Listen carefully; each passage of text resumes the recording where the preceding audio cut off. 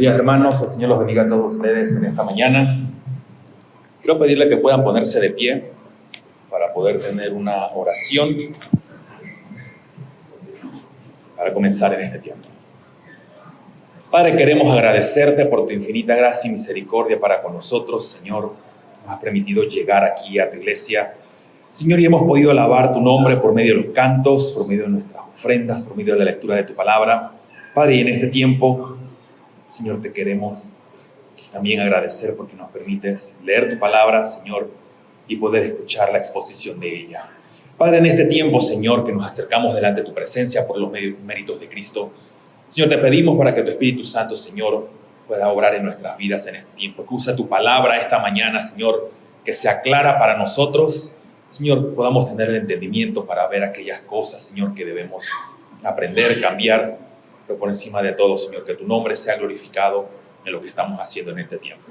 Señor, bendice a cada uno de mis hermanos, Señor, y también a mí. Ayúdame a que tu palabra sea clara. En nombre de Cristo Jesús. Amén. Hermanos, se puede buscar allí en sus Biblias el Evangelio de Marcos, capítulo 1. Vamos a leer desde el versículo 1 al versículo 8.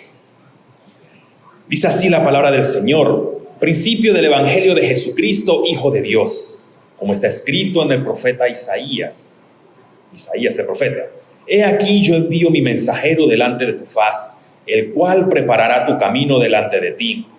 Voz del que clama en el desierto: preparad el camino del Señor, enderezad sus sendas. Bautizaba a Juan en el desierto y predicaba el bautismo de arrepentimiento para perdón de pecados.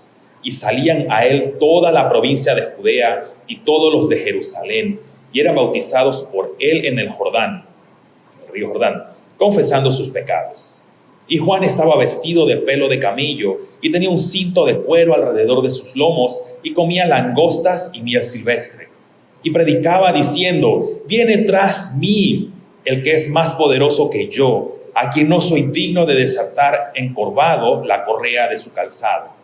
Yo a la verdad os he bautizado con agua, pero él os bautizará con Espíritu Santo. Que el Señor bendiga su santa palabra leída en esta mañana. Mis hermanos, ¿pueden tomar asiento?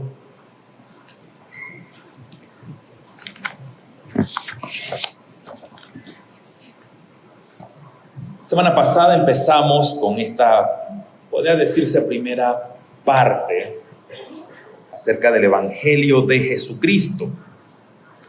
Entonces, retomando hoy la segunda parte, pero recordando algunas pequeñas cosas que mencionaba la semana pasada, estuvimos viendo acerca de este Evangelio de Jesucristo. Es aquel mensaje de salvación que ha sido dado a los hombres. Y cuando veíamos acerca de Evangelion, ¿cuándo había sido o cuándo se comenzó a predicar el Evangelio como tal?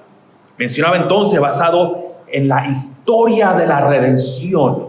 En todo el despliegue de la historia de la redención vemos que desde el libro de Génesis, desde el mismo comienzo, Dios mostró al hombre: vendrá un Salvador. Este Evangelio de salvación por medio de nuestro Señor Jesucristo. Y Jesucristo dice quién es el autor del mensaje. Sin embargo, todo eso que se mencionaba la semana pasada en un solo versículo, Cristo, el Hijo de Dios. Pero interesante que Marcos de una vez va a mencionar otro personaje, que no es el personaje principal, podríamos decir un personaje secundario, terciario, pero otro, que no es el dueño, sino un mensajero, Juan el Bautista.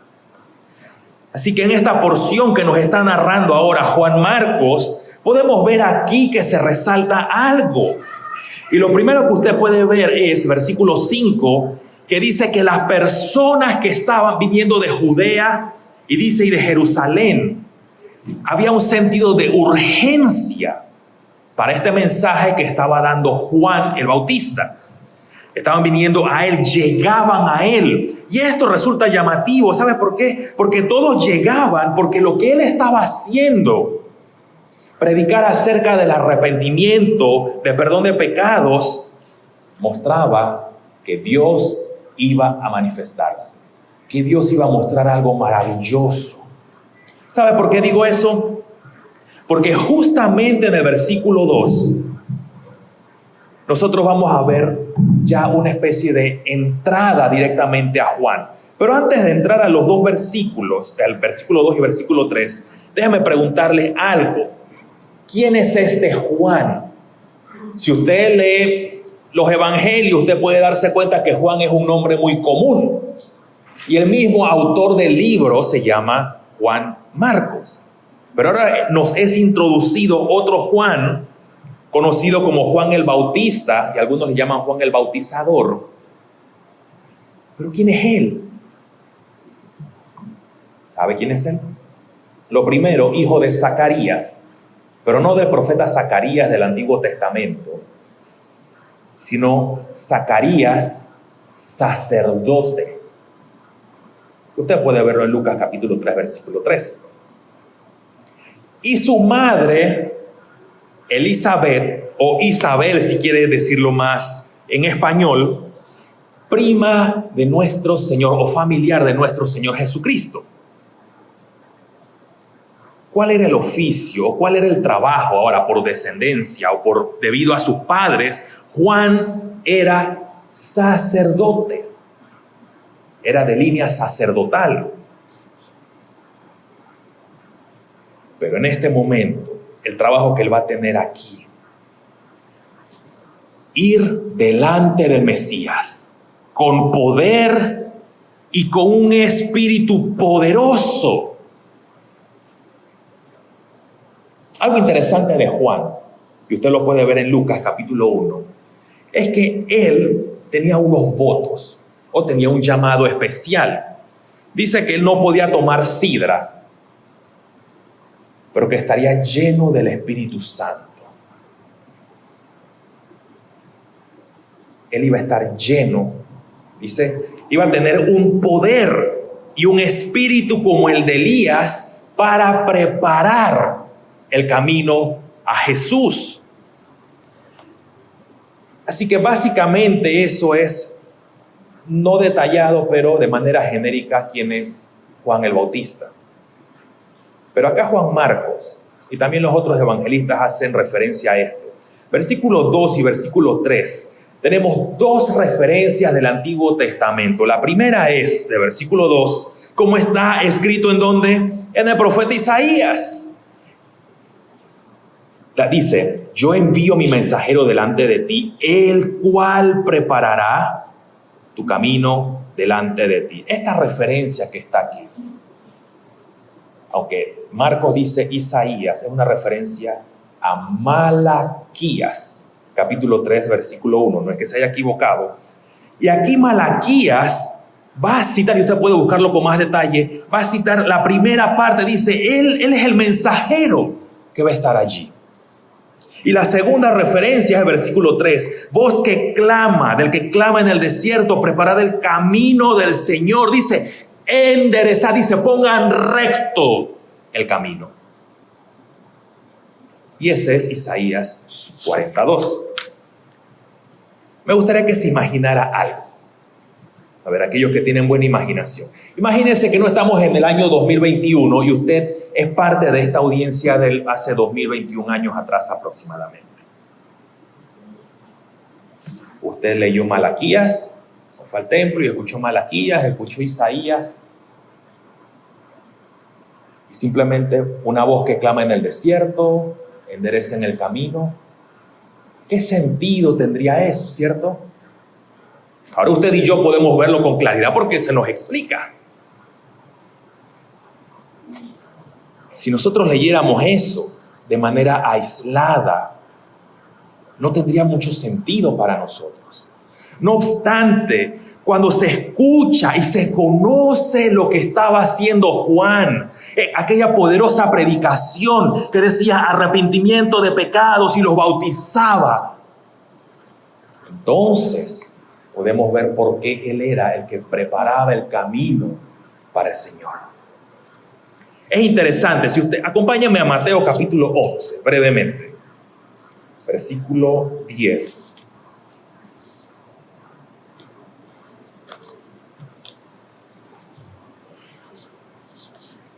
nuestro Señor Jesucristo hablando acerca de Juan, su primo. Porque ¿quién? Este Juan el Bautista, es de quien está escrito: he aquí yo envío mi mensajero delante de tu faz, de tu rostro, el cual preparará tu camino delante de ti. Entonces vemos que nuestro Señor Jesucristo, y Lucas también, Lucas 7:20, hace esa misma referencia. Podemos ver que Jesús confirma que Juan era aquel que tenía que preparar el camino. Vemos entonces que Marcos aquí menciona que prepara el camino.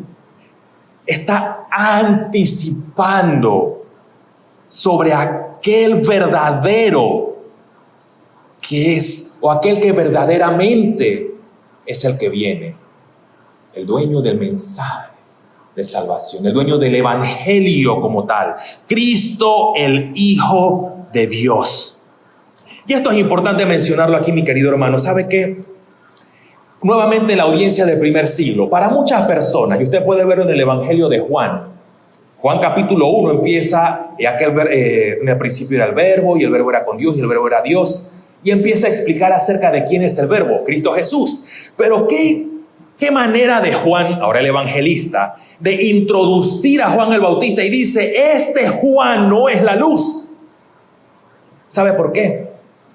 Porque en la audiencia del primer siglo, algunos consideraban que Juan el Bautista era el Mesías.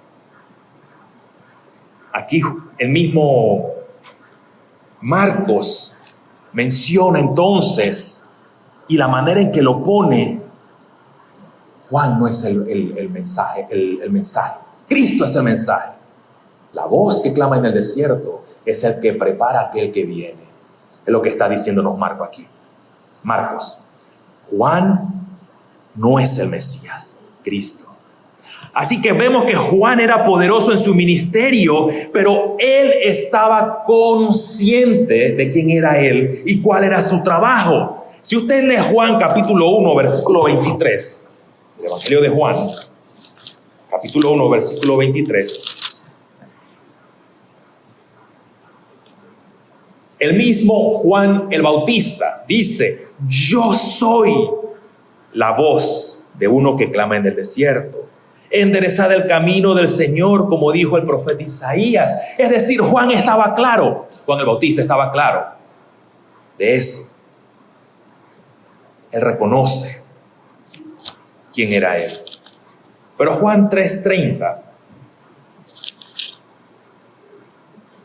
el mismo Juan el Bautista diciendo acerca de nuestro Señor Jesucristo: es necesario que Él crezca, pero yo mengüe.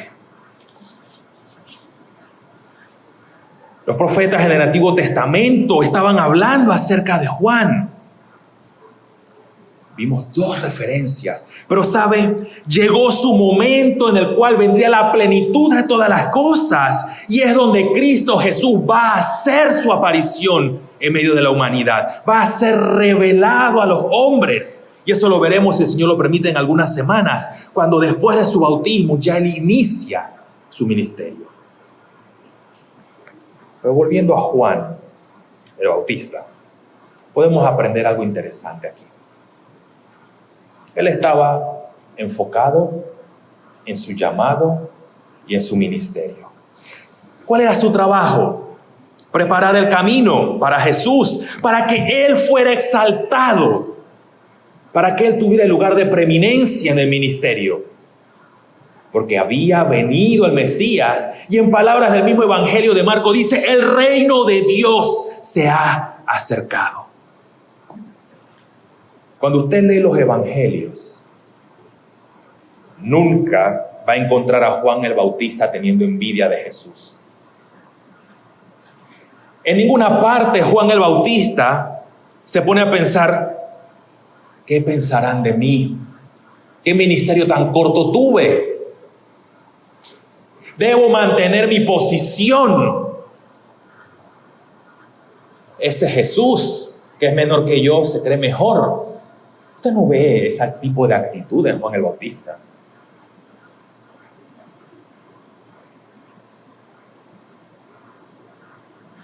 Pero esto, o este tipo de actitudes que acabo de mencionar, son frecuentes en los entornos laborales, familiares y en la iglesia.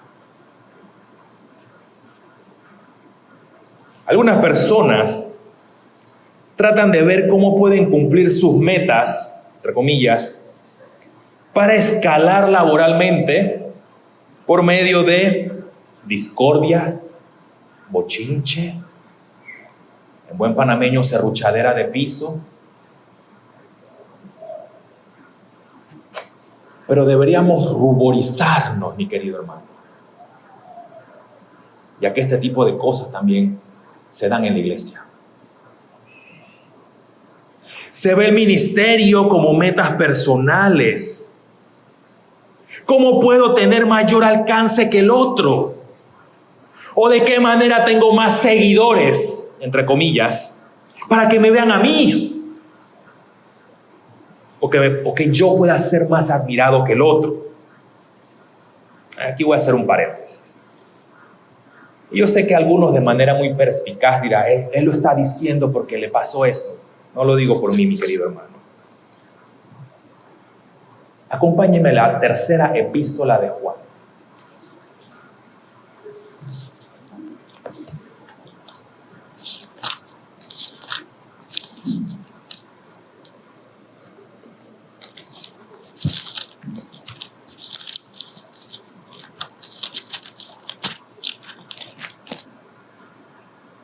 Tercera de Juan, versículo 9 y versículo 10, dice: yo he escrito a la iglesia, pero Diótrefes, al cual le gusta tener el primer lugar entre ellos, no nos recibe. Y ahora Juan dice: yo, por esta causa, si yo fuere, recordaré las obras que hace parloteando con palabras malignas contra nosotros. Y no contento con estas cosas, no recibe a los hermanos, y a los que quieren recibirlos se los prohíbe y los expulsa de la iglesia. Unos detallitos aquí que menciona Juan. Lo primero, Diótrefes ama el primer lugar. 2, me causa un poco de gracia el término que usa, se la pasa parloteando cosas malignas. 3 dice, no recibe a los hermanos. No está mostrando esa hospitalidad los unos con los otros. Y lo cuarto, que ejerce, que demuestra cómo él quería mantener un sobrecontrol en la congregación, dice que ejerce una disciplina torcida. Los pleitos, envidias, contiendas empiezan aquí adentro, mi querido hermano. Aquí adentro. En nuestros propios corazones. Son actitudes que muestran que somos arrogantes y pensamos que los demás son menos que nosotros. Santiago capítulo 4 versículo 1 dice: ¿de dónde vienen los pleitos, contiendas? Dice, ¿acaso no es de ti mismo? ¿No es de adentro tuyo que viene eso? Esto demuestra, o este tipo de actitudes demuestra, una actitud o una vida cristiana desvirtuada, que en vez de actuar de manera espiritual o como Dios manda en su palabra, actuamos todo lo contrario, como dice Corintios, con una actitud carnal, creando divisiones, contiendas, problemas. Es que yo soy de Pablo, yo soy de Apolos, yo soy de Cefas, pero todos ustedes son menores porque yo soy de Cristo. Ese era el problema en Corintios. Y este tipo de actitudes, mi querido hermano, deben ser corregidas o deben ser rechazadas. Yo no estoy diciendo que no va a haber problema, va a haber, pero no debemos actuar de esa manera deliberadamente. ¿Sabe por qué? Porque es una violación al 6º mandamiento. Si usted se sabe los 6 mandamientos de memoria, el 6º mandamiento dice: Bueno, no es una clase, está bien. No matarás. ¿Qué relación guarda esto de tener envidia, divisiones, contiendas, problemas con el sexto mandamiento de no matar? La pregunta 135 del Catecismo Mayor de Westminster nos da deberes exigidos. Pero la pregunta 136 nos habla de aquellos pecados prohibidos. Y dice los pecados prohibidos, pero solamente voy a mencionarle lo que dice. Enojo pecaminoso, el odio, la envidia, deseo de venganza, ira excesiva, pero después también dice palabras provocativas, oprimir, disputar, golpear, herir y otras cosas más. Pero incluye lo que es el odio y la envidia. Quebrantamiento a la ley de Dios. Es pecado ese tipo de actitudes. ¿Cómo debe ser entonces nuestro actuar? Si usted me acompaña a Filipenses capítulo 2, tenemos el mejor ejemplo de cómo debemos actuar.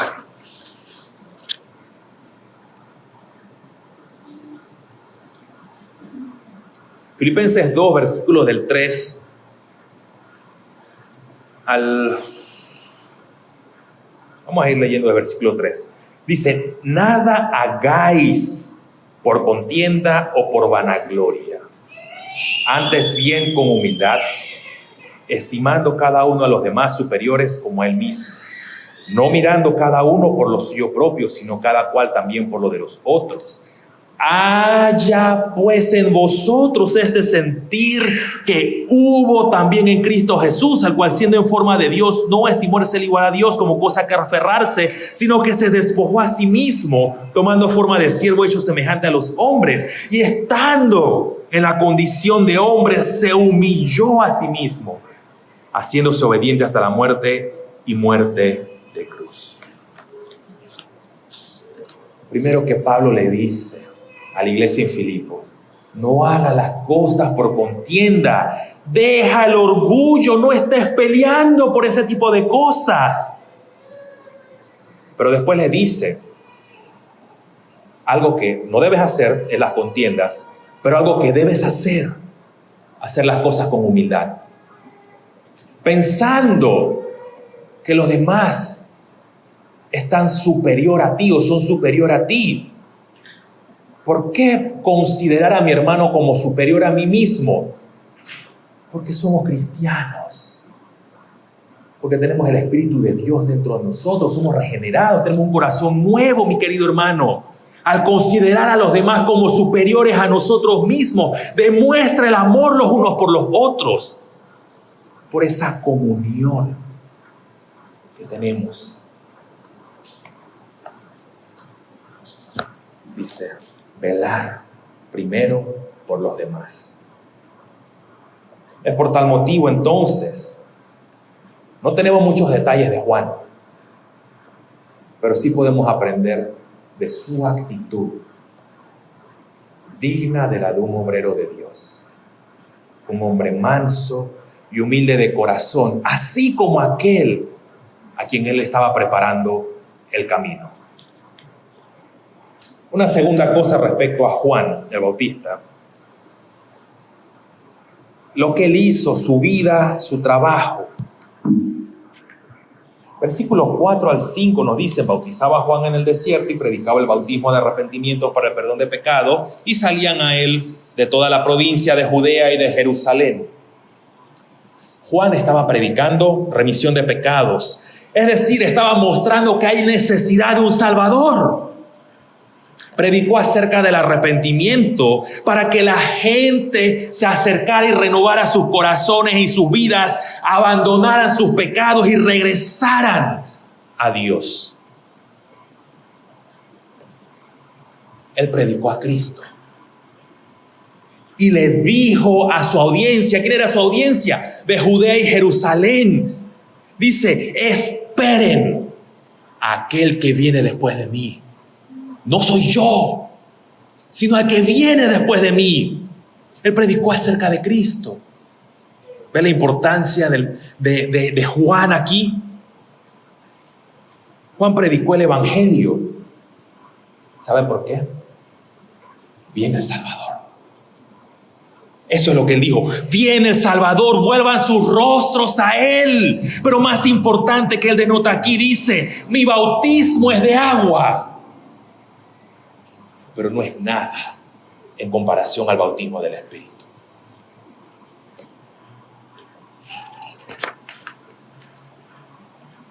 Todos, dice Juan, serán bautizados con el Espíritu. Es decir, van a ser purificados por gracia y van a obtener vida. Y aquellos que creían el mensaje de Juan, que estaban creyendo lo que estaba diciendo Juan, es decir, que va a venir uno que va a bautizar con el Espíritu. Entonces dice, eran bautizados por Juan. Versículos 6 al 8. Dice, estaba Juan vestido de pelo de camello, tenía un cinto de cuero alrededor de sus lomos, comía langostas y miel silvestre y predicaba. Viene uno que es más poderoso y después decía, va a bautizar con agua. Aquellos votos de Juan, como yo les mencioné hace un rato, este versículo que acabamos de leer. No solamente lo que se menciona aquí en el versículo, sino también que él era de línea sacerdotal. Aquí se enfatiza y se muestra cómo era, no al lujo de detalle, pero su estilo de vida, que dice, su vida era en austeridad. Tenía una vestimenta bastante peculiar. Pero esa vestimenta de pelo de camello, un cinto de cuero alrededor de sus lomos, estaba mostrando una abnegación. Dice que él estaba mortificando la carne, y voy a explicar eso un momentito, mostrando un rechazo a lo que ofrece el mundo para enfocarse y apuntar a Cristo. El mensaje que estaba transmitiendo Juan por medio de su vestimenta era simplemente, yo no soy. Para algunos, Juan el Bautista era bastante raro por eso que hacía, por la manera en que vestía, y ni se diga por lo que comía. Juan, por medio de lo que hacía, por medio de su vestimenta, transmitía que tenía que ser atacada aquella frivolidad, aquella frialdad religiosa hipócrita de su contexto, aquella indiferencia y falta de seguridad que tenía la gente. La gente estaba viendo todo lo que estaba pasando con los religiosos. Y para Juan hubiera sido fácil haber llamado la atención, pero con su vestimenta, aunque llamó la atención, pero de otra manera, él dijo, mira para allá, Cristo Jesús, no a mí. La vida de Juan puede ser malinterpretada. ¿Por qué digo que puede ser malinterpretada? Para los católicos romanos, Juan el Bautista es el primer monje. Lo consideran el primer monje o el que fundó toda la vida monástica. Pero eso es otro punto, pero no tiene nada que ver con eso. Para aquellos que son literalistas, es decir, que quieren tomar cada letrita al pie de la letra, valga la redundancia, y que solo van a centrar sus ojos en una porción de la Biblia y desechando otras, podrían decir, lo que pasa, mi querido hermano, es que desde hoy en día usted y yo vamos a vestir con pelo de camello, y vamos a usar un cinto y vamos a comer miel y langosta. Eso no es así tampoco. No se está promoviendo una vida ascética. ¿Okay? Viviendo con pelo de camellos y comiendo langostas, como le decía, mostraba el llamado que él tenía. Una vida sencilla, una vida para apuntar a Cristo. Un paréntesis breve. El hecho de que Juan estuviera comiendo miel y langostas, no es que él estaba comiendo langostas al ajillo. ¿Okay? Las langostas que están aquí son grillos. ¿Okay? ¿Por qué comía insectos? Ahora se lo menciono. Estuve leyendo un poco, esto es un paréntesis, espero no alargarme. Hay una página web en internet que está promoviendo, que dice que había una fruta que se llamaba langosta y que Juan tenía una dieta vegetariana. Pero no hay ningún sustento para eso, ni científico ni nada, porque no hay ningún fruto que se llame langosta. ¿Ok? Si usted ve, y acompáñeme, Levítico capítulo 11, versículos 20 al 22.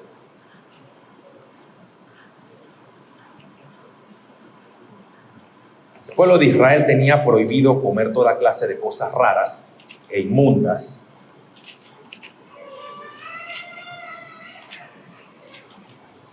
Levítico 11, 20 al 22.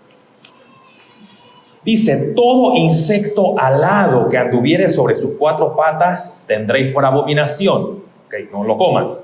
Pero esto comeréis de todo insecto alado que ande sobre sus cuatro patas, que tuviere piernas además de sus patas para saltar con ellas sobre la tierra. Ajá, un saltamonte. Estos comeréis de ellos: la langosta según su especie, el langostín según su especie, el árbol según su especie y el agap según su especie. ¿Por qué menciono esto? Si usted vive en el desierto, no sé quiénes han tenido la oportunidad de estar en el desierto, yo no. Era fácil encontrar la miel silvestre, pero usted no encuentra carne. ¿Ok? Usted va a encontrar grillos en abundancia. Así que Juan no estaba rompiendo ninguna ley dietética. Recuerde, él era sacerdote. Así que era totalmente permitido que él comiera esto. ¿Por qué? Porque el Señor lo había avalado en Levíticos. Pero comía miel y langostas y grillos. Una vida de señalar, apuntar. ¿Sabe por qué? Que verdaderamente este mundo no es el placer último de nuestras vidas, sino Dios. Usted y yo estamos cómodos. Si el aire se apaga, nos da calor, pero seguimos cómodos. Pero Juan nos demuestra una vida sencilla. ¿Cuál es el fin principal de la existencia del hombre, mi querido hermano? El fin principal de la existencia del hombre es glorificar a Dios y gozar de Él para siempre. Nos dice el Catecismo Menor de Westminster. Eso es el llamado que usted y yo tenemos. Y eso es lo que entendía Juan. Juan sabía cuál era su propósito en esta vida. ¿Usted sabe cuál es el suyo? Yo no sé cuál es la voluntad de Dios para mi vida. Puede ser que usted me pregunte. He comprado todos los libros de las librerías cristianas sin saber cuál es la voluntad de Dios para mi vida. Pero la voluntad de Dios para su vida es glorificarlo y gozar de Él para siempre, en lo que hace. No sabe cuál es la voluntad de Dios para su vida. Somos llamados a vivir de acuerdo a una ética establecida por las Escrituras. ¿Cómo usted y yo sabemos o podemos saber cómo debemos vivir? Lea las Escrituras, mi querido hermano. Allí nos dice cómo debemos vivir. Es más, nos dice qué Dios exige de nosotros.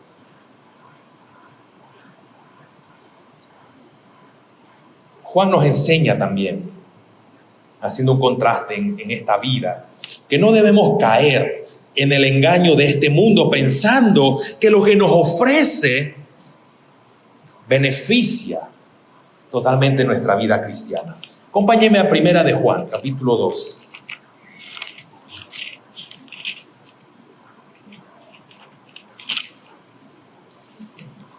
Versículo 15 al 17. Dice, no améis al mundo ni las cosas que están en el mundo. Están en el mundo.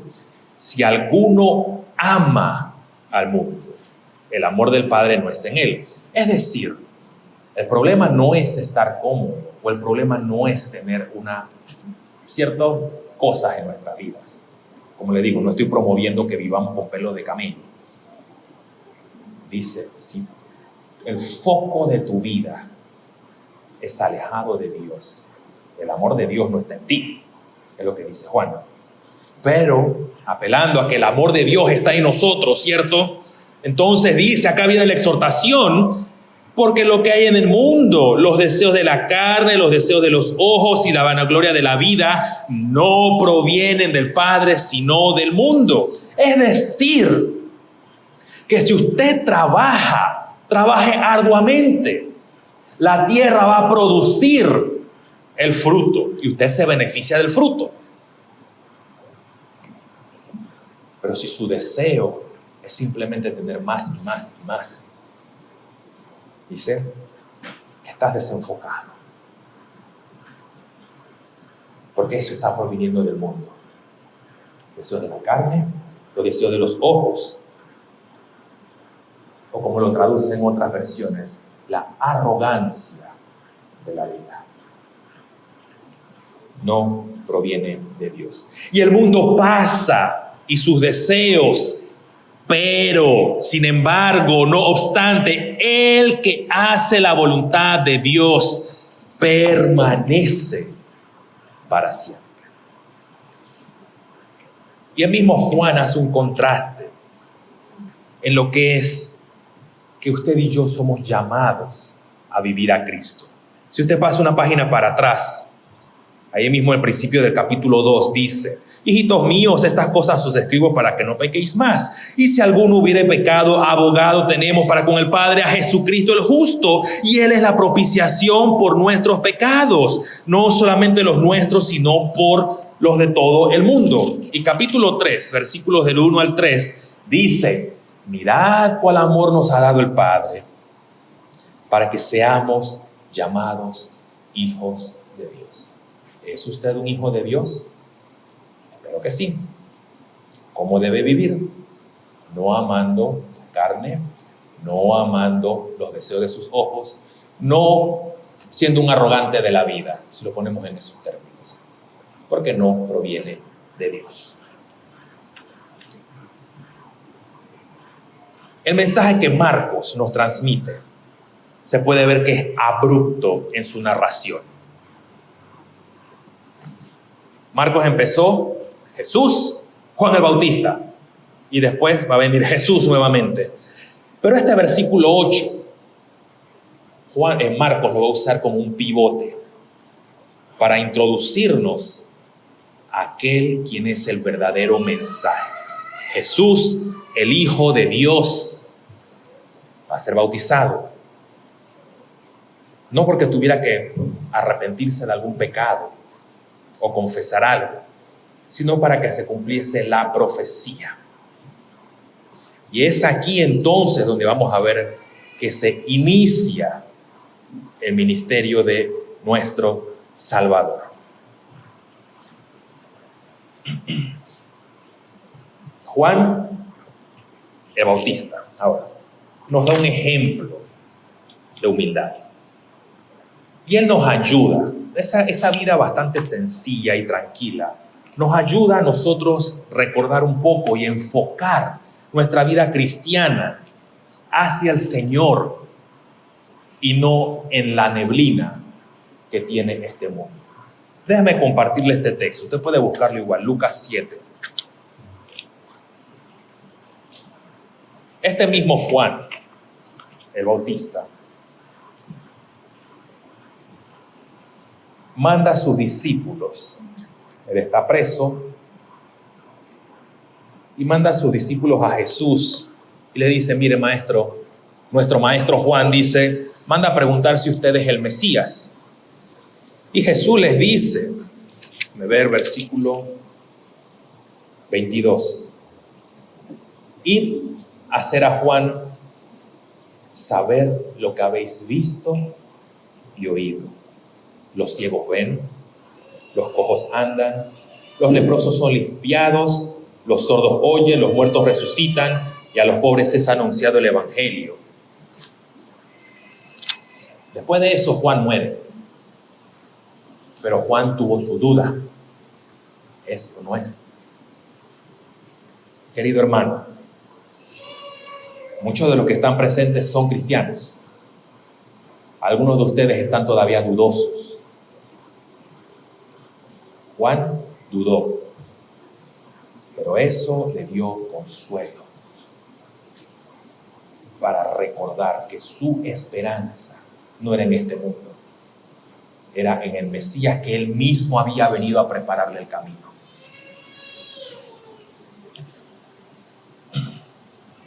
Pero por otro lado, hay algunos que tienen mucho tiempo visitándonos, nacieron en ese sentido en la iglesia, pero todavía no conocen a Cristo.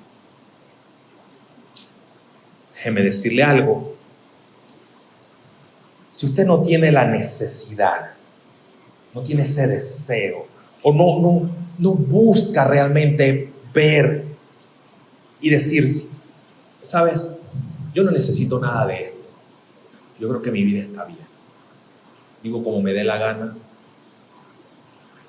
No está hambriento, no está sediento de justicia. Prefiere seguir en sus delitos y pecados, alejados de Dios. Sin embargo, hasta el día de hoy usted ha gozado de la gracia de Dios. Lluvia, sol, comida. Pero llegará un momento, cualquier cosa puede pasar, porque nuestra vida es frágil.